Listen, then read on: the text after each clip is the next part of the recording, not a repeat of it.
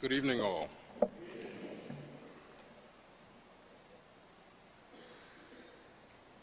Reverend Jordan, Madam President McNamara, Madam Dean Keller, colleagues in the Academy, colleagues in the arts and other arenas, Reverend clergy, friends, students for whom this effort is made.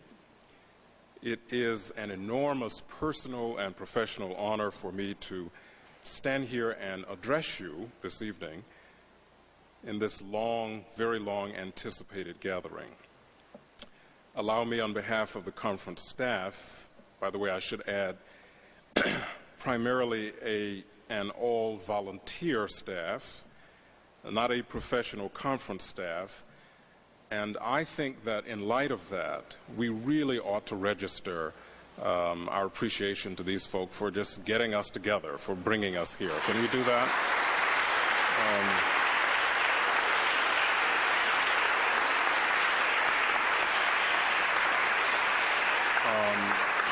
A lot of folk have given their time and energy and effort to make this the event that I think it has become, and I shall always remain grateful for this. Few events in one's life can be as moving and as significant for me as this one.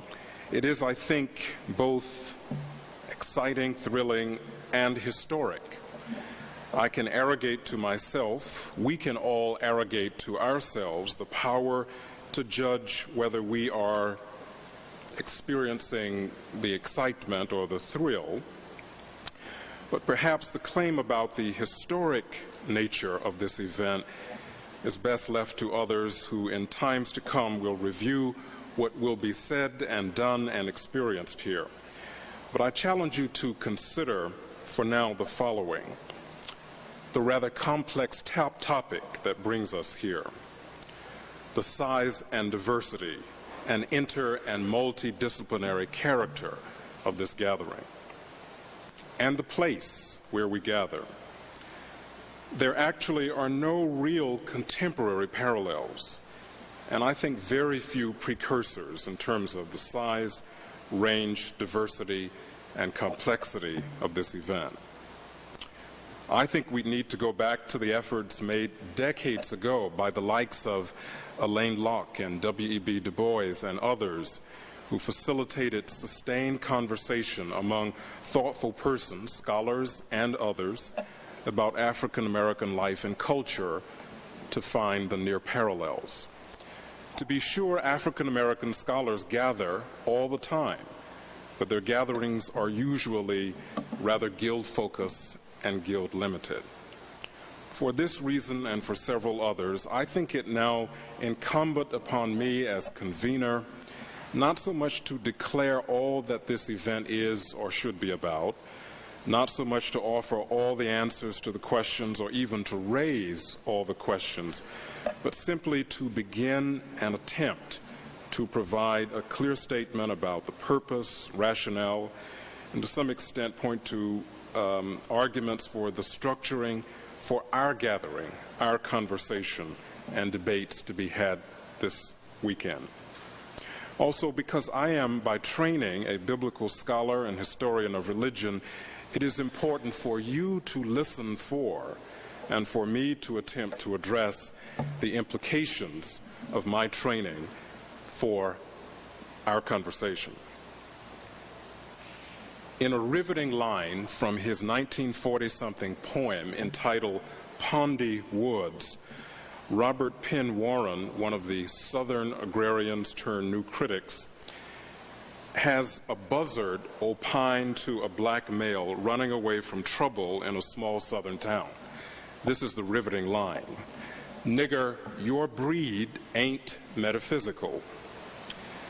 In a signifying retort, in a lecture given several decades later, this was at Yale, African-American critic and poet Sterling Brown, whose career stretched back to the Harlem Renaissance, reportedly said, in a line as riveting, "Cracker, your breed ain't exegetical." It was from Henry Louis Gates that we get Sterling Brown's retort more than once. Unfortunately, I do not have access to the full text of Brown's lecture. I'm actually doubtful that it was part of the original text. But we do have, as Brown must have had, the full text of Warren's poem in order not only to discern more clearly the impetus behind Brown's retort and Gates's uses of the two statements, but also to make plain the import of the whole exchange. For my purposes in this evening's address, it is important for me to quote a bit more from the stanzas in the poem that surround the riveting line. Here is how the poem begins and thus proceeds. The buzzards over pondy woods achieve the blue tent's altitudes, black figments that the woods release, obscenity in form and grace, drifting high through the pure sunshine till the sun in gold decline. Big Jim Todd was a slick black buck, laying low in mud and muck of piney woods. When the sun went down in gold and the buzzards tilted down, a windless vortex to the black gum trees to sit along the golden boughs, devout and swollen at their ease.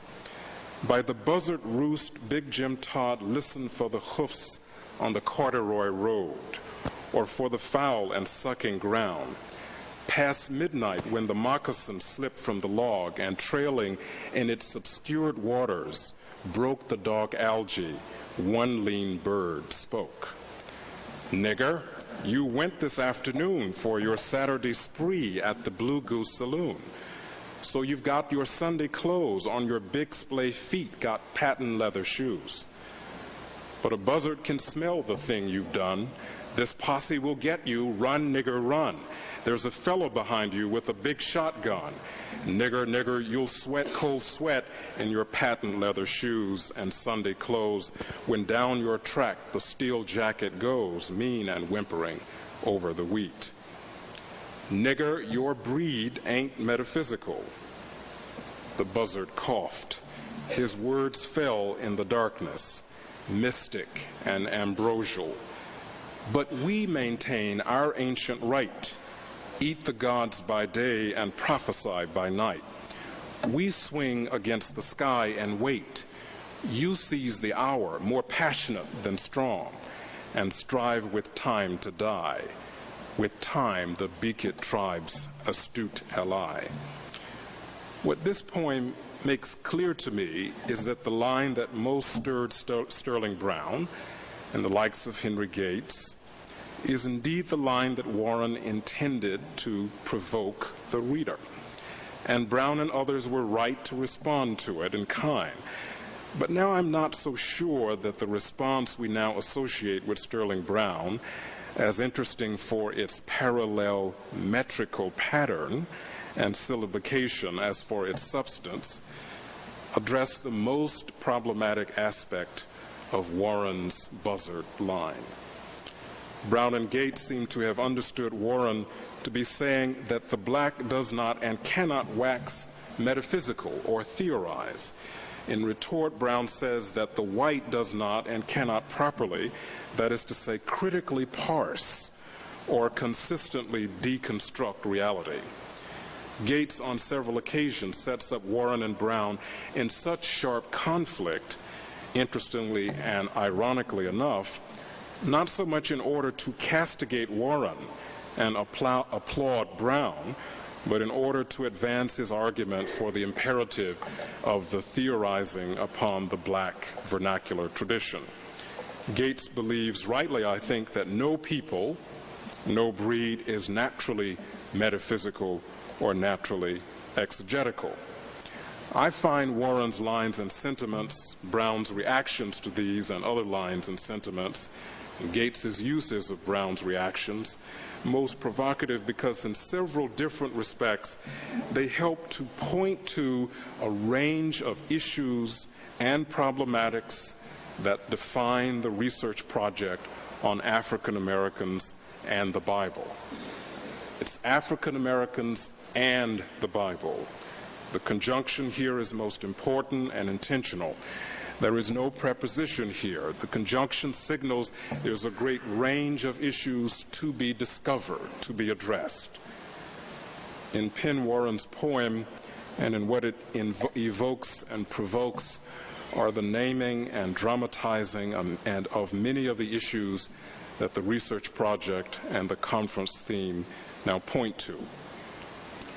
The power to speak and interpret on one's own terms, in one's own voice, the silencing of interpretation from the periphery, the power dynamics involved in the invocation and use of mythic canonical stories, the overdetermination of ethnic identity, the importance of a safe site of interpretation and enunciation, and the significance of darkness. R. Penn Warren seemed to have intended by metaphysical to point not merely to theorizing in general, and not in a narrow sense of a branch of philosophy, but to Western hermeneutics. He, of course, masked it as universal through the activities and worldview of the buzzard. It is being above it, seeing things from a high perspective, being philosophical in the popular American sense of the term, being also patient, being willing to wait for things to fall or come one's way, to wait for death, then slowly to swoop down and take advantage of such. The willingness to stay in the background for strategic purposes, the willingness to be flexible, to meet disappointment and surprise, and the belief in the miracle of the Christian story that points to death as not being necessarily synonymous with the end. As for the overdetermined Big Jim Todd, he was chastised for being the opposite, for being like his whole breed, impatient, passionate, always struggling and striving, always running, always contesting and fighting. He does not realize that running away is no good, that death should be embraced. Besides, according to the myth constitutive of the larger world, that is Tennessee, in which both Buzzard and Jim Todd found themselves, death may not always be the end. And here I quote another riveting section. The Jew boy died. The Syrian vulture swung remotely above the cross whereon he hung from dinner time to supper time. And all the people gathered there watched him until the lean brown chest no longer stirred, then idly watched the slow majestic bird that in the last sun above the twilit hill gleamed for a moment at the height and slid down the hot wind and in the darkness hid. Nigger, regard the circumstance of breath. Non omnis moriar, the poet saith. The metaphysical here is not merely a capacity for or penchant toward theorizing. It is instead a certain culture-specific mystical spiritual experience and orientation encoded in a particular Western reading of the Christian story. The buzzard's exegesis of the Passion story, the Jew boy died, through the lens of the Western classical tradition, as evidenced in the reference to the Latin poet, is demonstration, according to Penn Warren, of the capacity to wax metaphysical. But here is also high dramatic display, students all, of the Western intellectual and religious tradition in a form of biblical exegesis. As for Big Jim Todd and his relationship to such a discourse, he is said to be other. Nigger, your breed ain't metaphysical, is rendered silent, not allowed to respond to the buzzard's scholarly scriptural exegesis. The buzzard is not interested in Jim Todd's interpretation. Pedantic, the bird clacked its gray beak with a Tennessee accent to the classic phrase. Jim understood and was about to speak, but the buzzard drooped one wing and filmed the eyes. Sterling Brown's counterposing of the exegetical with the metaphysical raises the question about what the exegetical, the critical parsing can effect. Does it mean that Big Jim Todd, with it, would have been able to see more clearly what his situation meant? With the facility for doing exegesis, would he have been able to speak back to the buzzard, especially regarding the buzzard's interpretation of the Christian story, regarding what it means or should mean in terms of his plight and how he should respond to it? Does it mean he could interpret himself? Brown was right to signify upon Robert Penn Warren. He was right to pick up on the buzzard's claim that his breed, the claim that his breed owned metaphysical speech was in fact problematic.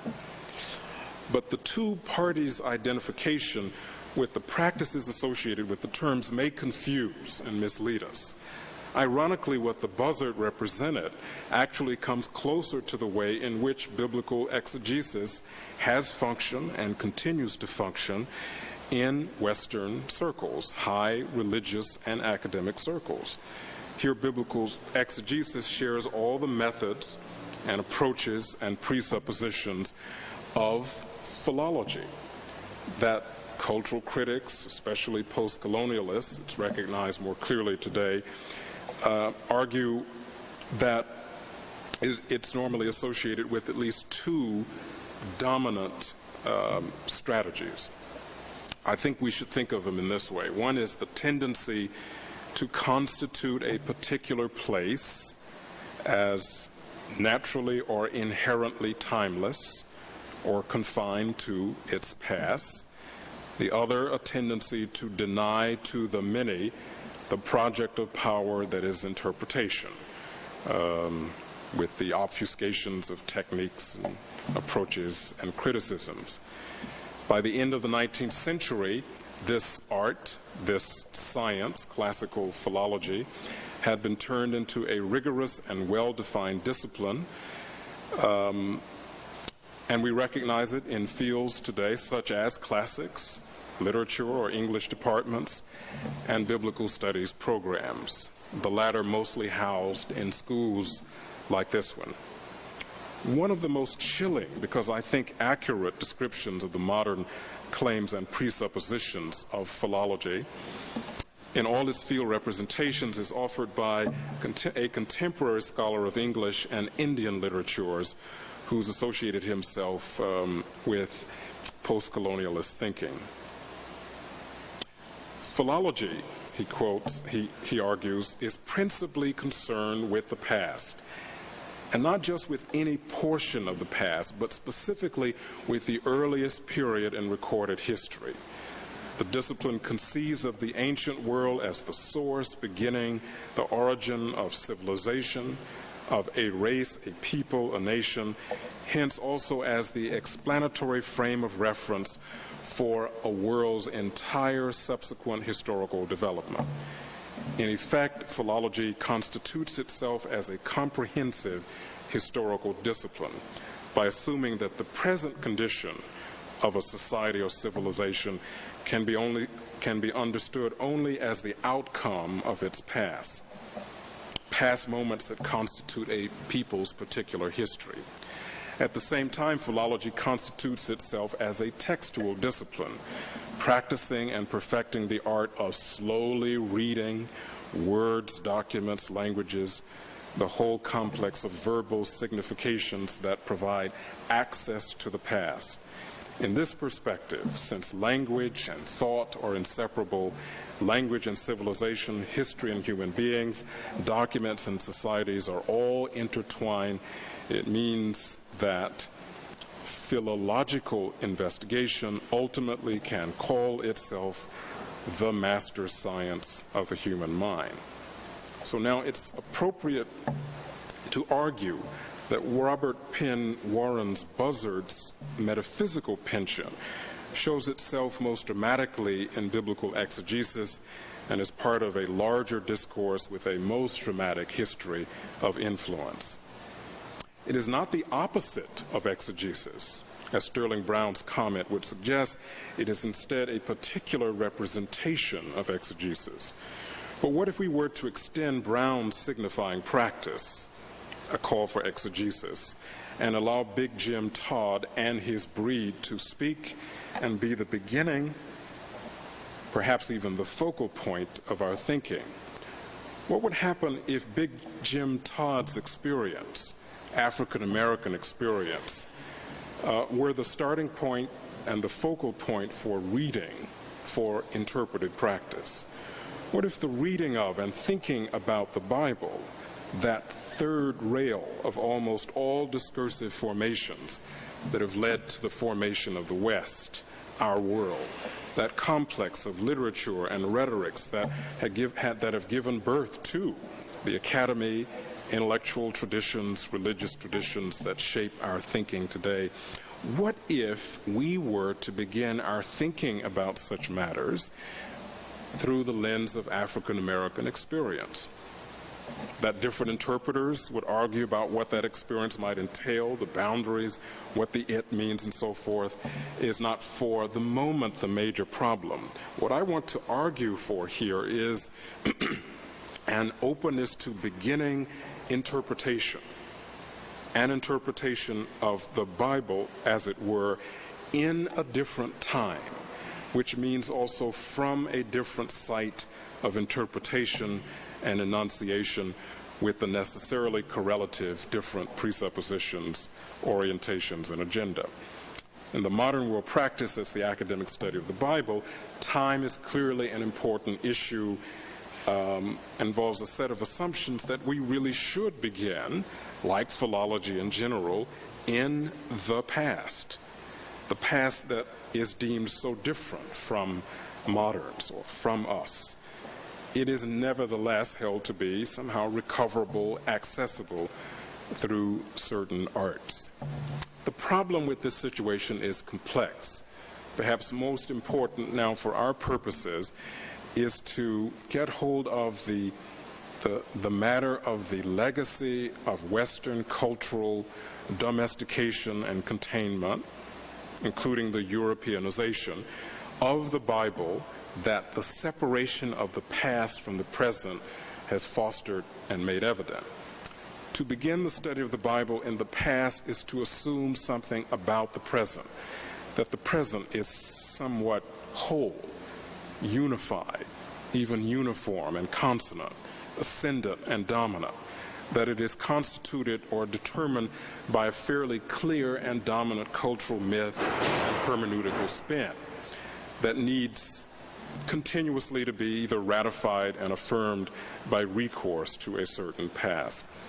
The receding or silencing of the present, most often signaled by the calls to begin with the text, you all are familiar with that, to stay with the text, was a reflection of the European naturalization and domestication of the Bible and the high cost paid by all, especially those of Jim Todd's breed.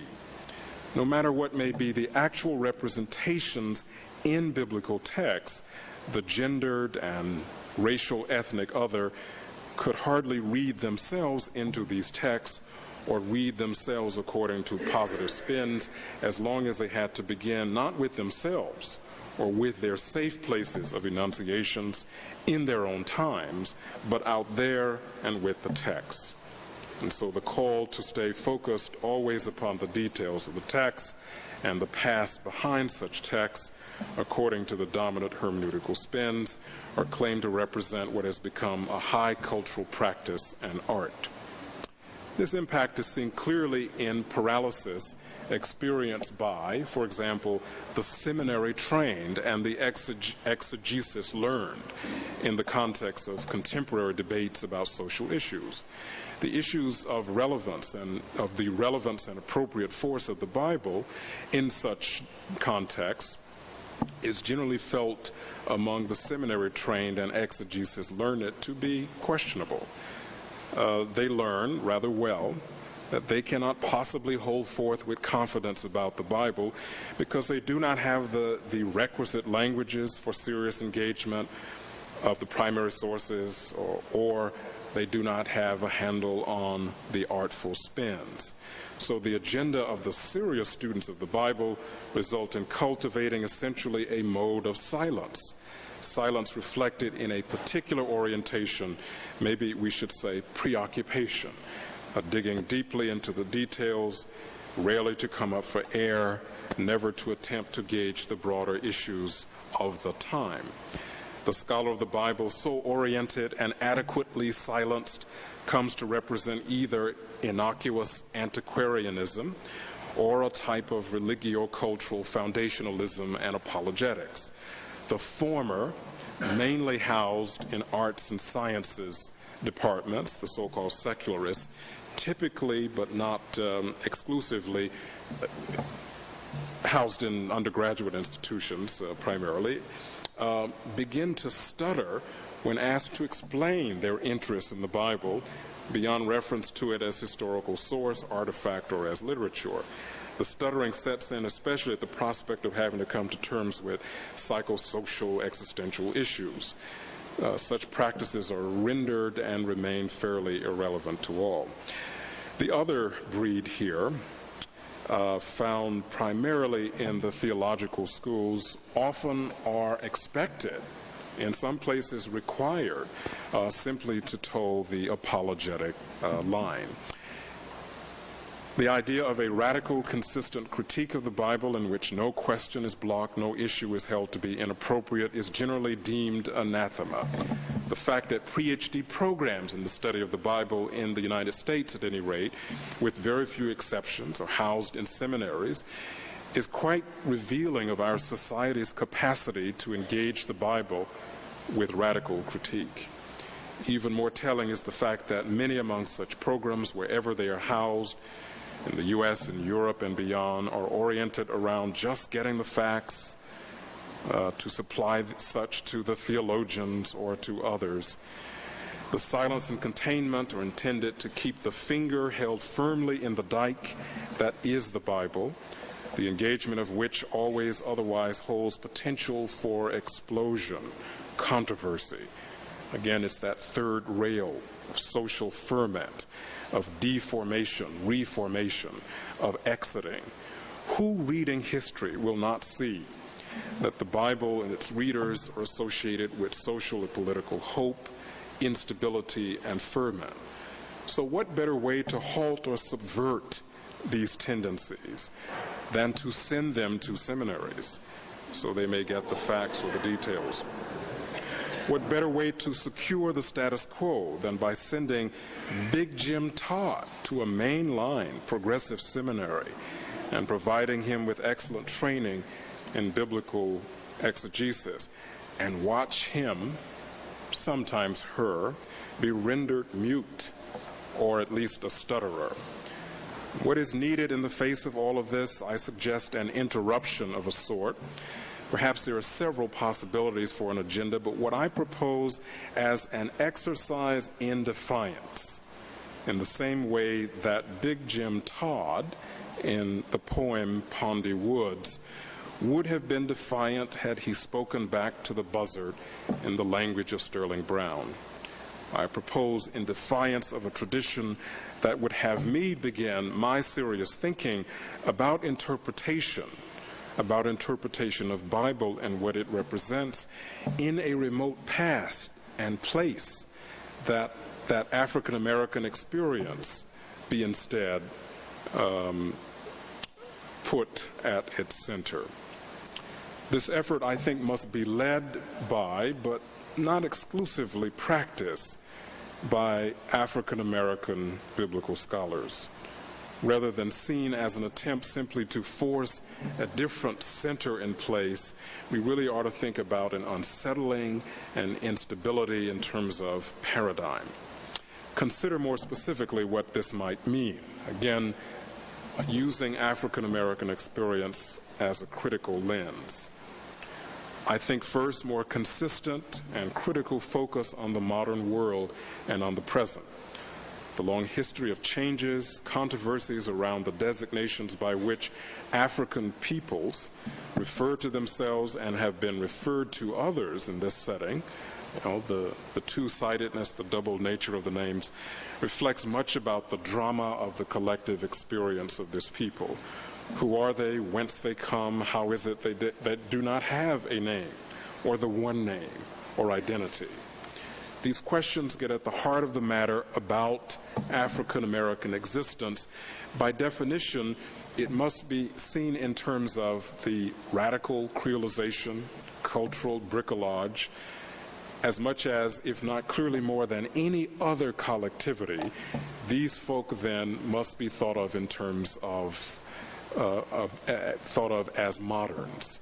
While many Europeans were and still are exercised by experiencing some angst over how much of the old world and its medievalisms to leave behind or negotiate, enslaved Africans had experienced such social death, such severe loss, that what was required was a turning inward to build something new. It meant developing facility for taking what is left of shattered experiences and making do, learning what it takes to survive on what is at hand, to forge an identity for themselves, a new name in strange settings. This people, as a people, it can be argued, became the first among those who experienced the United States as a new world. They were, if not the first, certainly among the first, because so forced to establish identity in this constructed new world. Were African American experience then to become the center of something like academic biblical studies, it would force a shift of focus from past to present, from preoccupation with text to interpretation of world. Perhaps most significant, it would cause an interruption in the dominant cultural spin. Second, more consistent and intense focus on the phenomenology of social cultural formation and the creation and uses of sacred texts. The deep engagement of the functions and understandings of the Bible in contemporary African American society and culture should focus more attention upon an analysis of the interaction, the problems inherent in the interaction of society and culture and sacred texts in general. The very raising of the African American exemplum should cause a dis-ease, a shaking of the foundationalism that has been so much the hallmark of biblical studies as interpretation. Here, with this focus on Big Jim Todd's breed, nothing would seem natural. There would be no given. Now everything would require explanation, argument, a rationale. Sacred texts, the Bible, society, culture, which came first? Probings of the complex interaction would and should ensue. How does one impact or shape or determine the other? To be sure, it would seem that there must first be a people in order to create special rhetorics and visions that become texts, define them as sacred, and then engage them accordingly. On the other hand, it would seem that especially arresting, challenging rhetorics and visions encountered via texts have inspired and continue to inspire prophets, seers, and inveiglers. Again, the African American exemplum presents a challenge.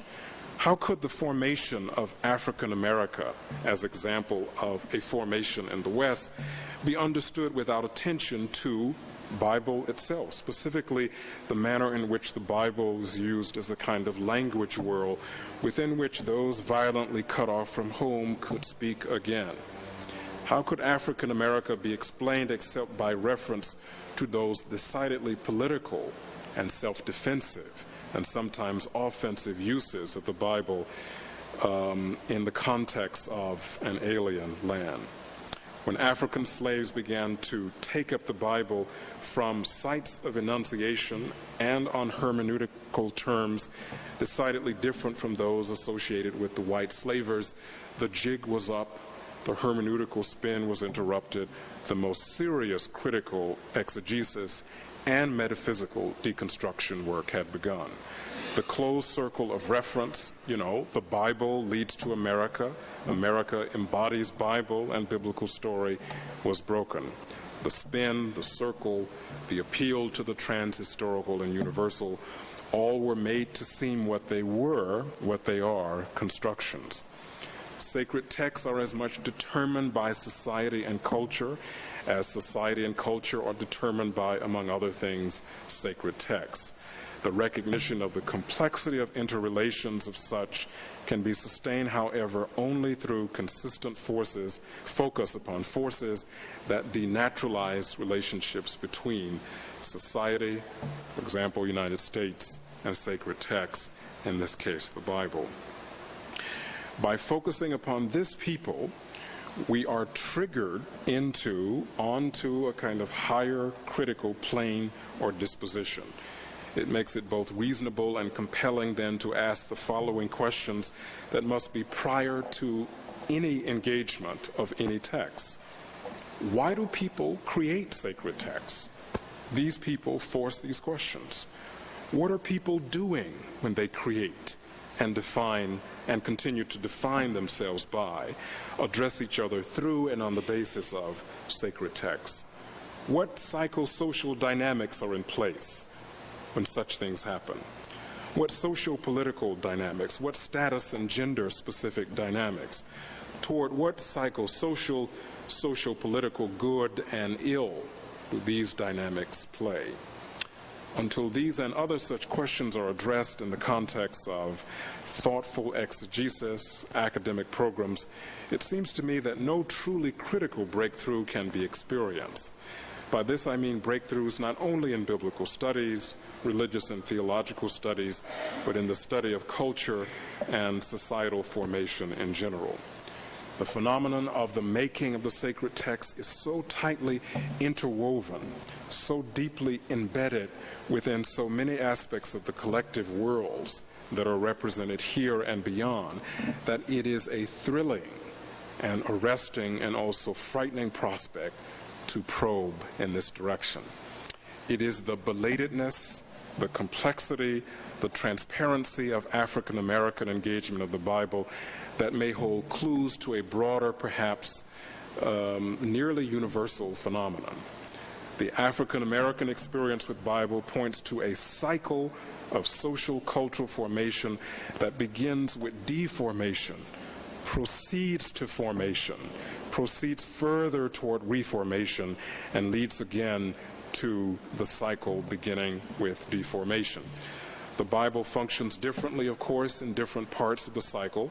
Although this cycle would not exhaust or explain everything among African Americans or anyone else, its potential explanatory power, I think, is great. I would urge you to take note of the conference program that challenges you to think about whether and in what ways different presentations may relate to different parts of this cycle as advance.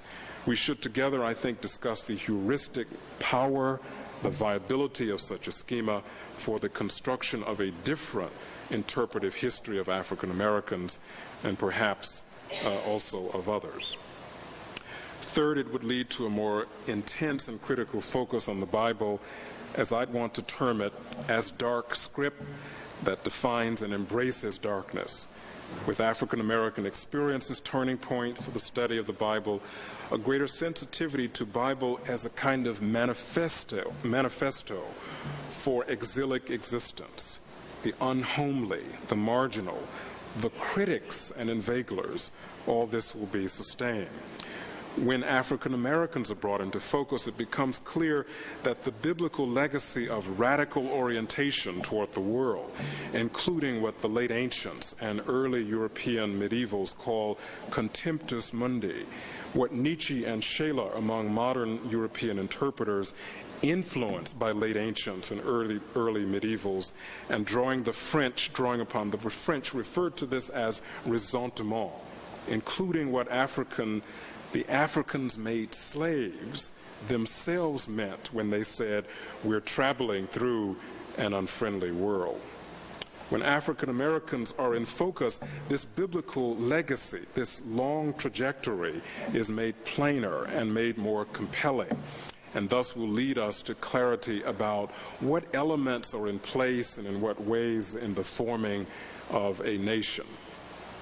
African Americans have consistently interpreted this complex of literature and visions differently from those who first introduced them to it, audaciously seeing in it the most powerful of the ideological weapons used to support their enslavement, seeing in it a way out, seen as a manifesto for their redemption and triumph. So for them, reading Scripture was to read darkness. Now, by this, I do not mean to play the usual rhetorical symbolization games that set up endless but predictable polarities and dualities. I mean here simply that African Americans' engagement of the Bible points us to Bible as that which both reflects and draws onto itself, engages and problematizes a certain complex order of existence. In order to sharpen the point, allow me to reference again Warren's poem and its characters. Not only does the Bible, here represented by one of the final acts in the Christian story, appear fundamentally to be about darkness, not only is Jim Todd as a runaway, an exile in the darkness, in spite of Warren's best efforts at masking it, he is revealed as a biblical character. It is also the case that the ongoing general existence associated with the buzzard, the lonely, high-flying, and perching one, the passive one who waits for relief that comes always at the expense of others, they are also in darkness. The question is, who recognizes the darkness, and who does what with the darkness? The modern African American case of the engagement of Bible dramatically indicates how the ancient radical contempt for world and resentment rhetorics and orientations of the Bible are both reflective of and productive of, at the very least, complicit in ancient and modern social deformations and reformations. It is, I think, right, as Weber and his students have argued, that most of Western Christian culture, including the United States, should be understood as a biblical formation. Yet what remains to be explained, the work of Weber and students notwithstanding, are the complex processes by which such marginal collectivities become part of a center and then a periphery again, and so also a center again. This focus upon Jim Todd's breed may help. Their formation as a people in the modern world in connection with these rhetorics may provide some clues for understanding dynamic infrapolitics. As moderns, that is, as those who've had to forge identity, nearly cut off from all roots and traditions, those who now call themselves African Americans became a people, not exclusively so, but to a great degree through the parsing and metaphorizing of such rhetorics. My conclusions. There are implications and ramifications aplenty here for several disciplines, fields, forms of artistic expressiveness, types of social action, ministries, and others represented here in this room. For the study of the Bible, I think this challenge, this project, presents to biblical studies the most defiant challenge. It demands that the point of departure for, and even the crux of interpretation, be other than text, that it not be text, but worlds, society and culture, and the complex textualization of society and culture, that it begin not with the past, but with the present. This is also a demand that, at least for our setting here in the U.S., and those of you from other parts of the world can and should make appropriate substitution, but for us here, biblical studies, this project challenges us to see, should perhaps be, I think it ought to be, for the first time, Americanized, be indigenized. Only the African American focus, as I discern the matter, can force, rather consistently force, perhaps also facilitate the Americanization of biblical studies. Indigenization in such a complex multi-religious, multicultural, multi-dimensional, and still youthful society will surely open up a host of possibilities for reconceptualizing and restructuring theological education, religious studies. Imagine the study of the Bible in the United States that takes seriously our situation in the United States. For African American studies and cultural studies in general, this project, I think, at least forces me, I should put it this way,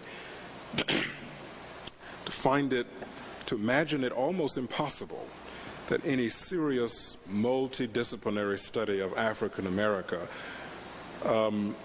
could avoid setting up the problematic that we have addressed here this evening, coming to terms with what it means for such a people, and perhaps what it means for peoples in general to be thought about in terms of sacred texts, their history to be registered in terms of the twists and turns of this engagement. Think of comparative studies. The project, it seems to me, would inspire us to see that the focus upon sacred texts should lead to a more consistent comparative approach, more comparative than what we've seen before.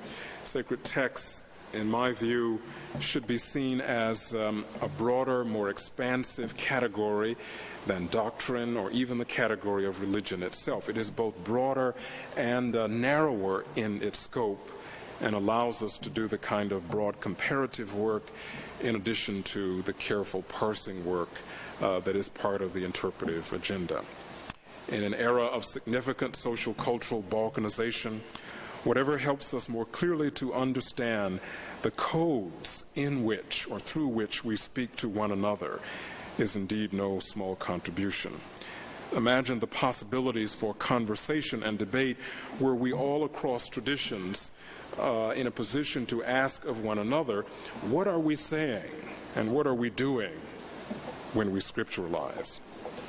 Imagine a person of color not having to decide whether to undergo the experience of the receiving of his or herself in the academic study of the Bible. To be in a situation where you either embrace that discourse and the risk you take in terms of the renunciation, reduction, receding of self, or the embracing of an altogether unthinking foundationalism. Imagine what power would be released for both that person and for the world were these not the only options available. Dark figures learning the tools of the classics philological trade in an effort to convince the buzzards of the world of one's humanity has already been tried, and it has not resulted in repentance. So we must be defiant. Just ask Crummell and Du Bois, Locke and Brown, Thurman and Mays, Fanny Jackson Coppin and Zora Neale Hurston. Learning the Greek and the Latin, learning the buzzard's language, would Big Jim Todd have been addressed differently had he understood and recited the Latin or the Greek? Would this have facilitated Jim Todd's finding his way to safety out of darkness? This is the reason we must begin our conversation here this weekend, a conversation not an uncritical celebration or cheerleading, but a serious multidisciplinary collective probing. We must begin this probing not in the past, but in our present. The complex, diverse, problematic present. The disturbing present that is mixed in its psychosocial effects. The present that is sometimes too silent and too loud, pathetic and tragic. The sometimes embarrassing and coarse present. The sometimes healing and transcendent present, but the always fascinating present. This is where our conversation will begin, even this evening, that we may begin to determine what questions we shall need to raise, what problematics we shall need to identify in that long course of history, now the very stages and meanings of which are to be determined. Only a defiant reading of darkness as defiant psychosocial reorientation, as defiant self-possession and point of departure, as a higher, ever higher critical gaze, taking flight from this unfriendly world will now suffice. A reading of darkness is a form of exiting. As such, it is itself a form of scripturalizing and sets up its own clear criterion for judging any text sacred. Only now that text that can read darkness and can help one read darkness can now be sacred. No text that is not a reading of this darkness, darkness which, by the way, is always in the present. Only such texts can be sacred. The failure to see this renders one a silent and pathetic construction, whether seminary-trained or fundamentalist, condemned only to listening to the ever-so-patient buzzard, defining and reciting Latin, and interpreting sacred and classic texts from a high perch. Any people can read darkness. Darkness is here not to be equated with the simple negative, nor with any one people. But take care, because dark peoples make a compelling argument that to read darkness is to scripturalize, and to scripturalize is to read darkness.